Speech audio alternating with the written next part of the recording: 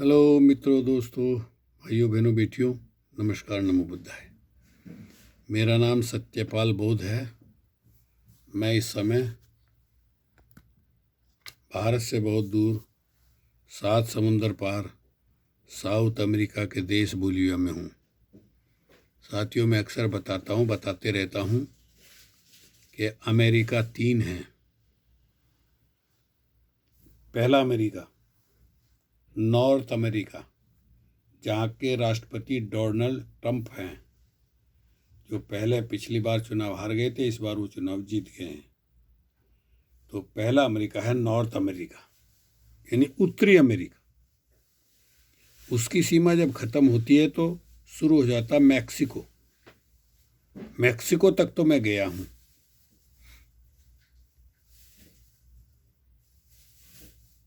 Mexico से शुरू हो जाता है सेंटर अमेरिका, केंद्रीय अमेरिका। उसमें भी 10-12 देश हैं। अमेरिका की सीमा खत्म होती है, जो देश शुरू होते हैं सेंटर अमेरिका के, उनमें भाषा स्पेनिश है।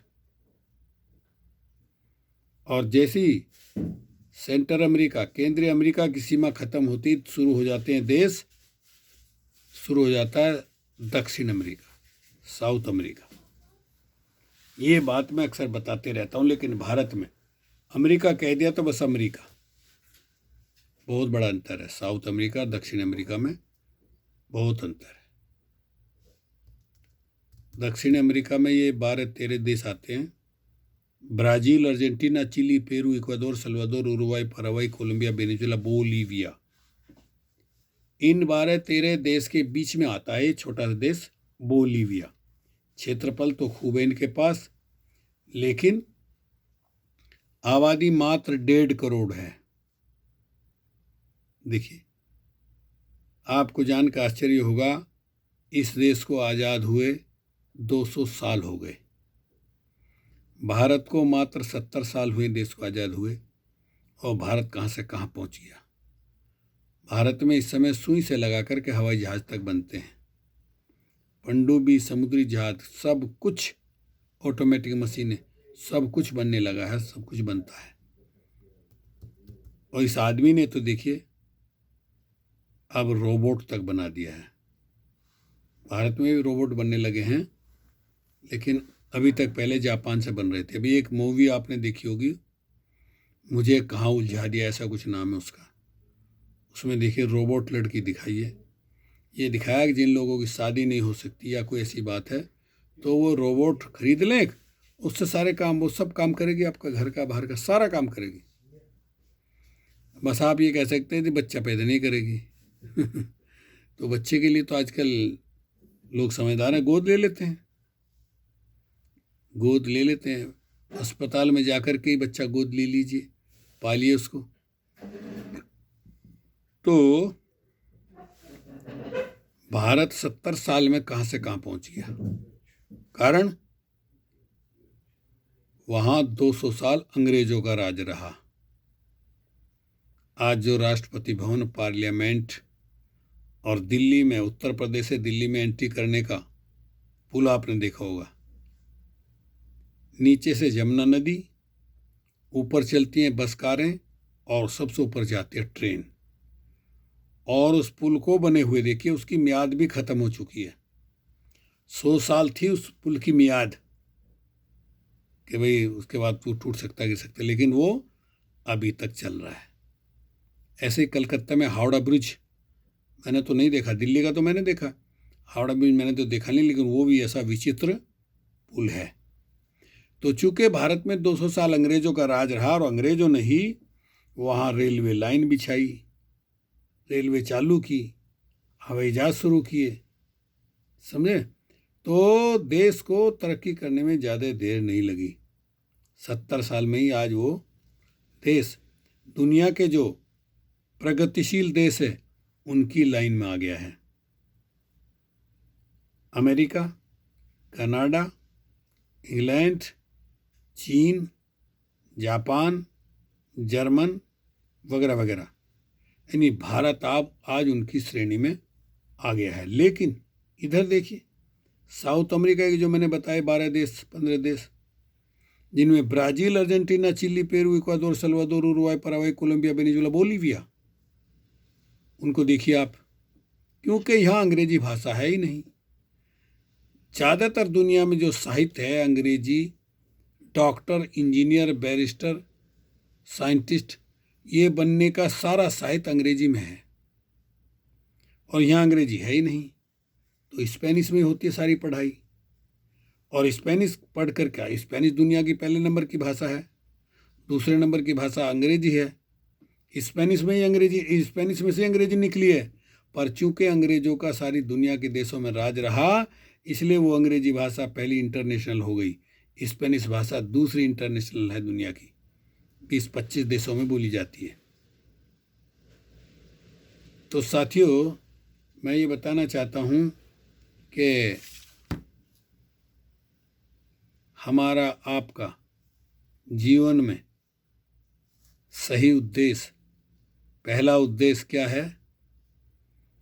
हर आदमी चाहता है कि हम स्वस्थ रहें, जब तक जिए स्वस्थ रहें और लंबी उम्र जिए। 100 साल की सोचते हैं। आज के टाइम में अगर कोई आदमी 100 साल जी जाएगा तो उसकी 5 पीढ़ियां उसके सामने होंगी। लक्कड़दादा, परदादा, दादा, पिता और आप खुद, 5 पीढ़ी।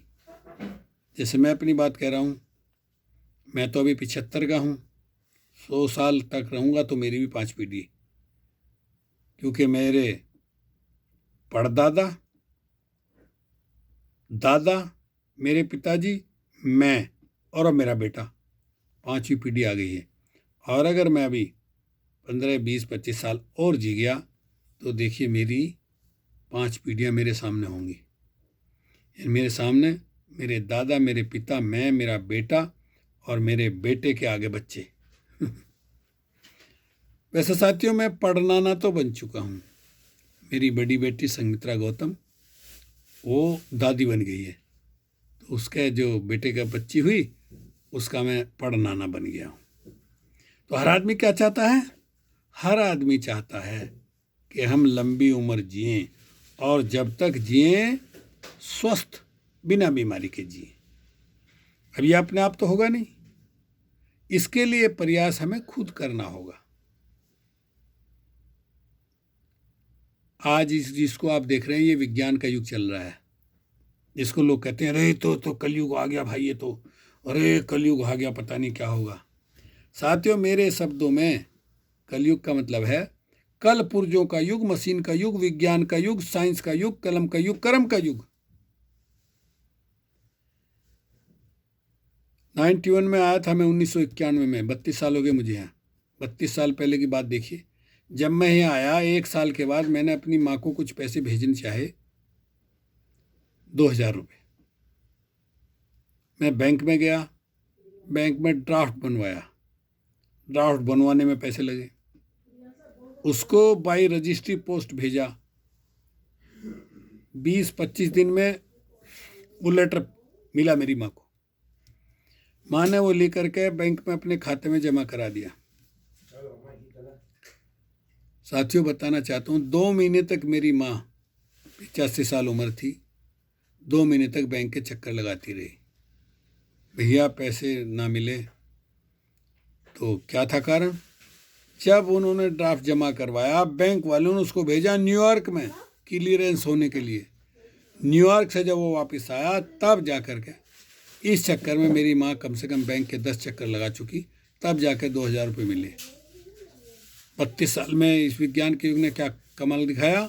आज देखिए आप, आज जो ये समय चल रहा है, विज्ञान का युग, कलयुग जो चल रहा है, इसमें अभी आप जाइए वेस्टर्न यूनियन में,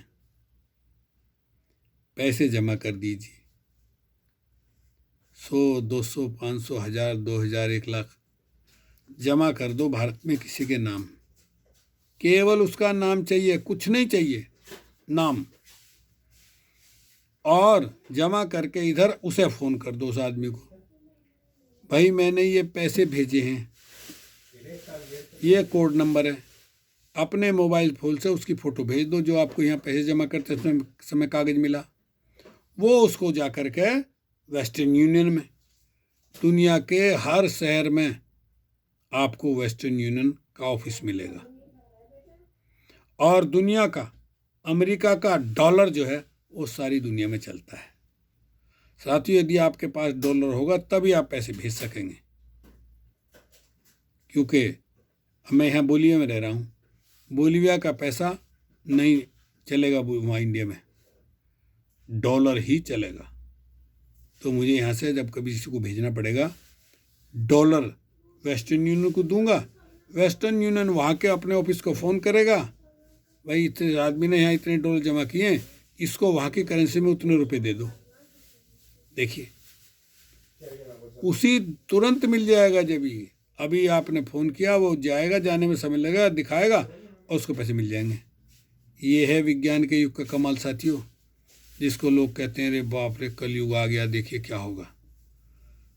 तो ये जो कलपुर्जों का युग है, विज्ञान का युग है, साइंस का युग है, इसमें आप कितनी तीव्र गति से तरक्की कर रहे हैं। अगर आज के टाइम में आप स्वस्थ रहना चाहते हैं, सुखी रहना चाहते हैं, तो थोड़ी पढ़ाई लिखाई भी ज़रूरी है। बच्चों को पढ़ाइए ज़रूर, और अंग्रेजी ज़रूर पढ़ाइए, क्योंकि सारा काम अंग्रेजी में ही होता है। साथियों, मैं यहाँ 91 में आया था, 97 में मैं भारत गया। फ़ोन आया मेरी बहन का, माँ भी बहुत बीमार है, जल्दी आ जा नहीं तो एक्सपायर हो जाएगी। तुरंत मैंने आनंद फानन में अपनी बस बेच दी, कार बेच दी, सब यहाँ देनदारी देकर मैं भारत गया। 3 महीने रहा, माँ की सेवा की, माँ बिल्कुल स्वस्थ होगी और मैं आ गया वापस। देखिए, तो यहाँ करके मैंने फिर दोबारा अपना शुरू किया, धीरे धीरे सफलता मिल गई। 90 यानी आने के 7 साल बाद गया था।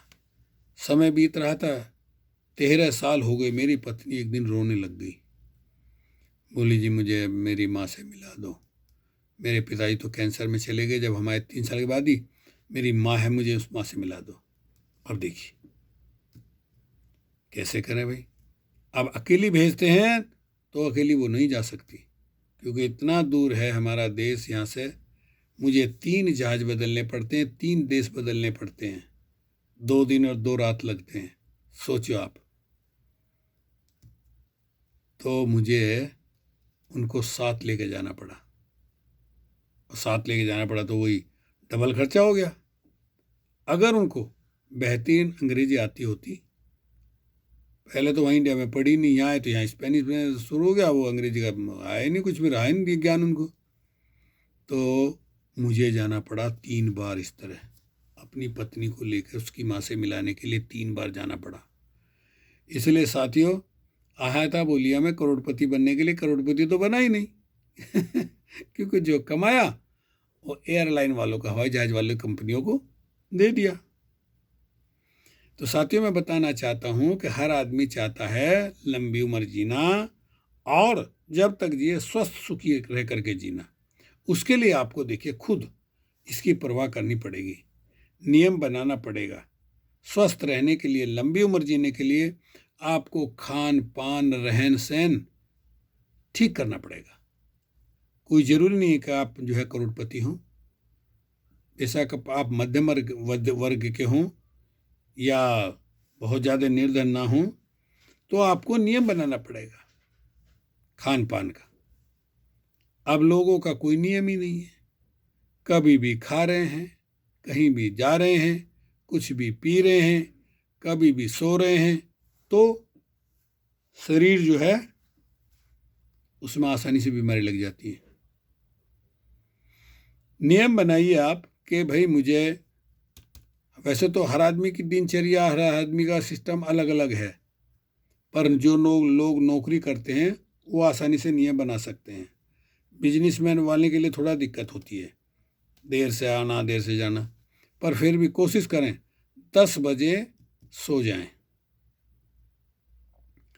साथियों, अच्छे सेहत की, अच्छे स्वास्थ्य की पहचान है, कर लो आप अपने आप। अगर कोई आदमी लेटा, 10 बजे उसने लेटा, 5 मिनट में उसको गहरी नींद आ गई, खर्राटे मारने लग गया, और सुबह को जब उसकी आंख खुली 4 बजे, उठते ही पेट ने कहा चलिए टॉयलेट में, शौचालय चलिए, तो समझ लीजिए आपका पेट, आपकी मशीनरी सही काम कर रही है। यानी लेट तो ही नींद आ जाए और उठ तो ही टॉयलेट आ जाए तो मशीन ठीक चल रही है।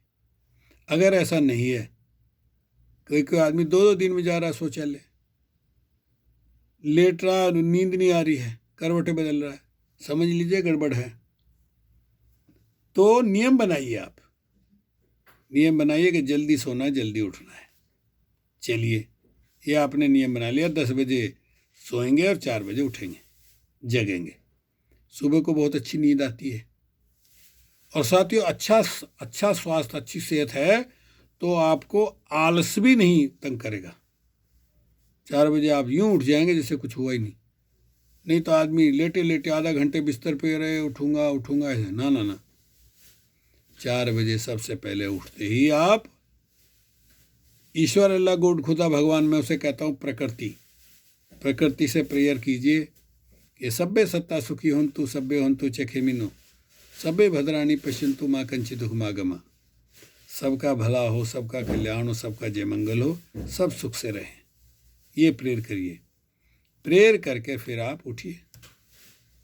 मैं 10 साल का था तब मुझे मेरे पिताजी ने सिखाया था। ज्ञान सर्वोदय किताब मिल जाएगी आपको, जाइए कहीं बुक सेलर के यहाँ, ज्ञान सर्वोदय, नाग्यसुरों का ज्ञान, रेचक कुंभम इंगला पिंगला सुषमना, बायासुर दायासुर और दोनों साथ चले तो सुषमना, उसका कुछ सिखाया था। याद रहने की बात है, यदि आप उठे, जब आपकी आंख खुली, उठे और आप बिस्तर से नीचे पैर रख रहे हैं, तो देखिए एक सुर हल्का चल रहा है, एक तेज चल रहा। जो नायक का दाया सुर चल रहा है उसी पैर को नीचे जमीन में रखिए, आप जमीन में रखिए उसी पैर को, देखिए। इसमें कोई अंधविश्वास की बात नहीं है, ये वैज्ञानिक बात है। तो और फिर उठिए। उठ करके पहला काम है आपका कि आप अपने मुंह धोइए, आंखों को धोइए, आंखों पे 50 बार पानी के छींटे मारिए। कुल्ला चाहे तो करें या ना करें। उसके बाद मेज पर बैठ करके, बताने वाले तो कहते हैं उकड़ू बैठी, लेकिन आज अब रिवाज नहीं रह गया उकड़ू बैठने का। अब तो मेज पे, कुर्सी पे बैठेगा आदमी। कुर्सी पे बैठ कर मेज पे रख करके 2 गिलास गुनगुना पानी पियो। मैं तो 3 पीता हूँ, 300 ग्राम के, ये वाला गिलास, ये देख रहे हैं, ये मैं ऐसे 3 गिलास पानी बैठ के एक एक घूंट करके ऐसे,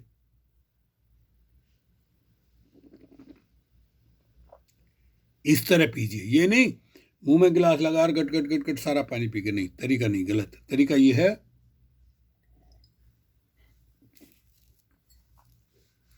इस तरह से 3 गिलास, 2 गिलास पानी, 1 गिलास से शुरू करिए आप। सुबह को पियेंगे रोजाना 1 गिलास 1 गिलास 1 गिलास, 1 हफ्ते तक। दूसरे हफ्ते 2 गिलास, तीसरे 3, 4 तक जा सकते हैं। मैं तो 4 गिलास पीता था।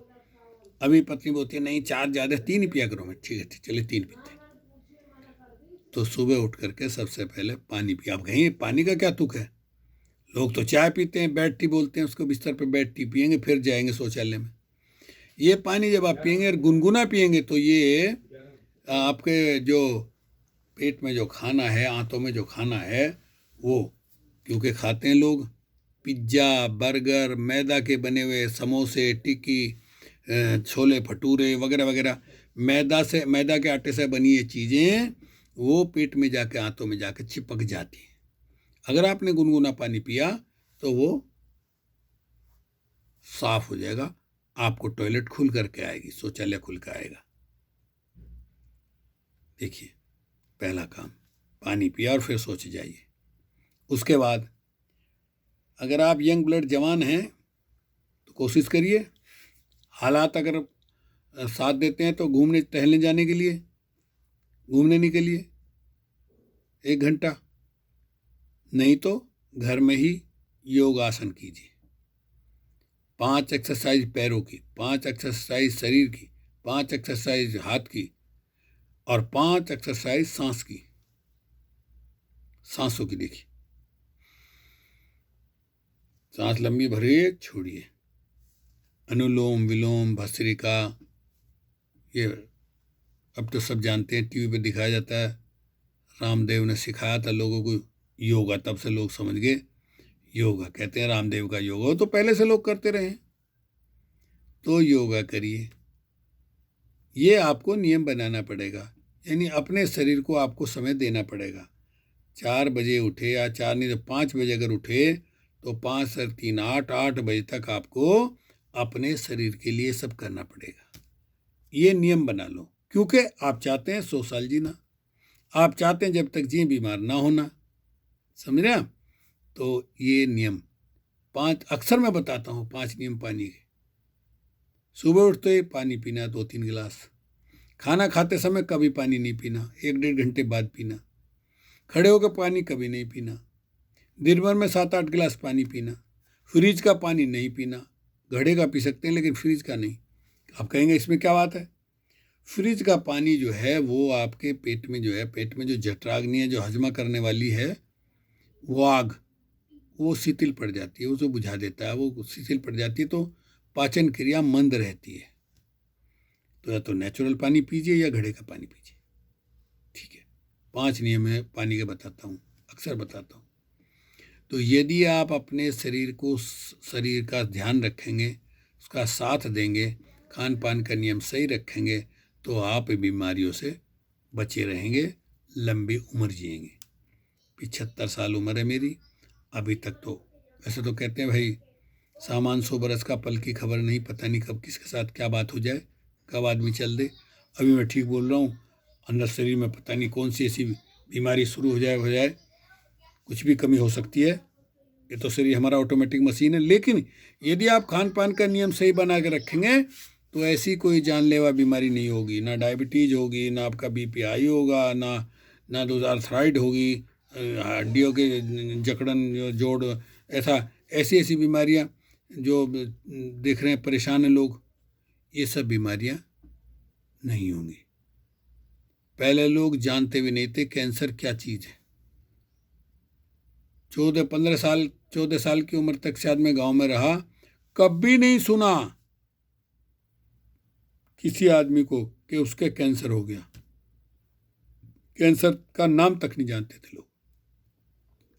मेरे मोहल्ले, मेरे गांव में 2 आदमी, एक आदमी मेरे ख्याल में 65 का और एक 70 का गुजरे थे। उनको बोला था हार्ट फेल, गांव में बोलते हैं हार्ट फेल हो गया। वो हार्ट अटैक कोई गांव में बोलते हैं हार्ट फेल हो गया, वरना कैंसर या डायबिटीज या ऐसी कोई किसी बीमारी का कुछ सुना नहीं था गांव में। कारण गांव की आब हवा ऑक्सीजन होती है, और लोग जो है हरी सब्जियां, दाल सब्जियां, ऐसा खाना खाते हैं जिनमें मिलावट नहीं होती, केमिकल नहीं लगा होता, इसलिए लोग स्वस्थ रहते हैं। शहर में रहते हुए सारी सुविधाएं हैं लेकिन फिर भी बीमारी लगती हैं, कारण नियम नहीं बनाया आपने। तो खान पान का, रहन सहन का अपना नियम बनाइए और स्वस्थ रहिए। उसके बाद भी फिर कोई दिक्कत आती है तो मेरे कई लोग मित्र फ़ोन करते हैं, अरे बोझ जी आप तो अमेरिका में हो, नेचुरोपैथी के डॉक्टर हो, तो ये बीमारी हो, कुछ इलाज बताइए। मैंने कहा भाई मेरे पास यहाँ मैं 25 साल से इलाज कर रहा हूँ लोगों का, मेरे पास है यहाँ कैंसर और एड्स, 2 बीमारियों को छोड़ करके। जब हमने पढ़ाई की थी तो हमें कहा गया था कि भाई कैंसर एड्स का पेशेंट अगर आता है तो उसको सीधे को भाई हॉस्पिटल चले जाओ। विज्ञान का युग है, हम तो नेचुरल दवाई से इलाज करते हैं कि भाई हॉस्पिटल चले जाओ। तो बाकी के सब ट्रीटमेंट नेचुरल दवाइयाँ मेरे पास हैं, देता हूँ मैं, बोल ठीक हो रहे, 25 साल से कर रहा हूँ मैं, ठीक हो रहे हैं। उसके बावजूद भी अगर आप जो है नहीं कर पा रहे हैं, डॉक्टर की ज़रूरत है, तो मेरे 2-3 मित्र हैं, मैंने उनके पहले भी नंबर दिए थे आपको, अगली वीडियो में उनके एड्रेस नंबर वगैरह मैं दे दूंगा। एक राजस्थान में है, पुरुषोत्तम मीणा उर्फ ताऊ जी, नेचुरोपैथी की बिल्कुल नेचुरल दवाई से लाइलाज बीमारी का इलाज करते हैं। एक है इसमें, ये तो राजस्थान के थे, एक है हरियाणा में विश्वरूप राय चौधरी, वो भी नेचुरल दवाई से इलाज करते हैं, लाइलाज बीमारी का इलाज करते हैं। एक सहारनपुर में है राजीव मौर्य। वो नेचुरल अंग्रेजी दोनों से करते हैं, जैसा देखते हैं उस तरह सवाल ठीक होने से है, ठीक कर देते हैं। 2022 में मैं मेरी पत्नी को लेके गया, अक्टूबर में गया था, ऐसे नवंबर में दिसंबर में वहाँ अच्छी खासी सर्दी थी और हम चले गए सहारनपुर। और मेरी पत्नी को जो है घर पे खांसी हो गई। लक्ष्मी नगर में डॉक्टर को दिखाती रही लेकिन ठीक नहीं हुई। अचानक फ़ोन गया वहाँ सहारनपुर में, फ़ोन किया उन्होंने, यूँ कह जी वो मैं तो मरती दिखूँ। अरे मैं तो एकदम परेशान है। फ़ौरन हमने इमरजेंसी में बस पकड़ी और 6-7 घंटे में हम पहुँचे आए। तो वहीं से दवाई लेके आए थे, देखिए राजीव मौर्य से। उन्होंने दी नेचुरल दवाई, देखिए ड्रॉप लेकिन मुंह में यूँ डालते रहना। देखिए अंग्रेजी दवाई कोई काम नहीं कर पाई, लेकिन वो ड्रॉप जो है एक दिन दी, अगले दिन ही खांसी ठीक हो गई। तो सहारनपुर में राजीव मौर्य हैं। मैं अगली वीडियो में उनके तीनों के नंबर आपको दोबारा फिर दे दूंगा, पहले भी मैंने भेजे हैं। तो साथियों नियम बनाइए, प्रकृति ने हमको इतना अच्छा शरीर दिया है, हमने जो जान पूछ करके लापरवाही में आलस के चक्कर में आकर के अपने शरीर को बेकार कर लिया है। नहीं साथियों, शरीर जीवन का आनंद लेना है, एंजॉय करना है, तो आपको अपने शरीर का ध्यान रखना पड़ेगा, ख्याल रखना पड़ेगा। जरा सा कुछ बीमार हुए हम फ़ौरन भागते हैं हॉस्पिटल, डॉक्टर, मेडिकल स्टोर में। दवाई ली है उसने, आपने ली, थोड़ा सा आराम हो गया, आप आदी हो गए फिर, अरे अब तो सिर दर्द कभी होगा तो यही गोली ले लिया करूँगा। गलत। आप अपना खान पान के नियम बनाइए। ठीक है, वीडियो बहुत लंबी हो गई है, अगली वीडियो में और सारी बातें बताएंगे। ओके, शुक्रिया, धन्यवाद।